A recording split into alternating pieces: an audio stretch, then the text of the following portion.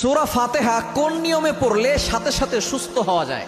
আমরা কিন্তু অনেকেই জানি সূরা ফাতিহার ভিতরে শেফা রয়েছে এবং সূরা ফাতিহা পবিত্র কোরআনুল কারীমের সর্বপ্রথম সূরা এবং এই সূরাকে বলা হয় উম্মুল কোরআন, কোরআনের সারাংশ, কোরআনের মা। এবং এই সূরার আরেকটি অর্থ আছে সূরাতুশ শিফা, অর্থাৎ সকল লোকের ওষুধ হচ্ছে এই সূরাতুল ফাতিহা। কিভাবে পড়লে আপনি সূরাতুল ফাতিহা থেকে উপকৃত হতে পারবেন, কিভাবে পড়লে আপনি সাথে সাথে ফলাফল পাবেন, অনেকেই কিন্তু আমরা সেটা জানি না। মনে রাখবেন, নবীজি সাল্লাল্লাহু আলাইহি ওয়াসাল্লামের একজন সাহাবী আবু সাঈদ খুদরি রাদিয়াল্লাহু আনহু থেকে বর্ণিত, একবার কিছু সাহাবী তারা গিয়েছে একটা এলাকায়। তারা যখন সেখান থেকে যাওয়ার পরে তারা ক্ষুধার্ত ছিল, তারা বলেছে যে আমাদেরকে খাদ্য দাও। তখন ওই এলাকার লোকজন বলছে, না, তোমরা মুসলমান, তোমাদেরকে খাদ্য দিব না।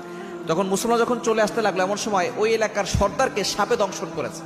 সাপে দংশন করার সাথে সাথে তারা কোনো চিকিৎসক খুঁজে পাচ্ছে না। তখন তারা বলতেছে যে কিছুক্ষণ আগে একটা কাফেলা এসেছিল, সেখানে কোনো চিকিৎসক থাকতে পারে।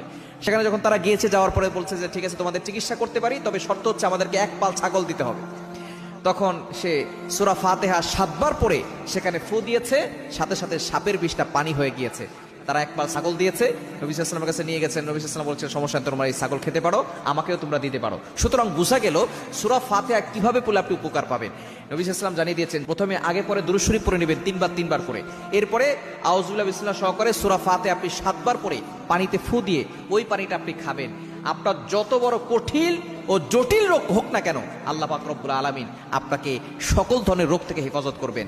আপনি নিয়মিত কয়েকদিন খেয়ে দেখেন, 7 দিনের ভিতরে আপনি ফলাফল পাবেন। আপনি 3 বেলা খাবারের পরে অথবা 5 ওয়াক্ত নামাজের পরে 5 বারই আপনি সূরা ফাতিহা প্রথমে আগে পরে 3 বার করে দুরূদ শরীফ পড়ে আপনি 7 বার করে পানিতে ফু দিয়ে ওই পানিটা খাবেন, দেখবেন আল্লাহ পাক